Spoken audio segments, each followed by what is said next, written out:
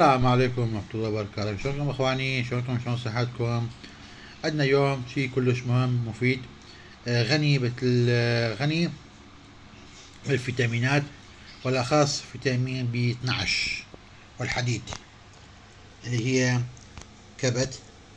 بس ما تشوفون قدامكم كبد دجاج، هذا النوع الحي مو مال المعلبات، تشتروه دجاج حي. اكو نوع يسموه فريش، ينطي بس كبد. هذا كلش غني بالفيتامينات اخواني، فيتامين خاصة فيتامين بي 12 والحديد، كالسيوم، يفيدكم كلش اعزائي.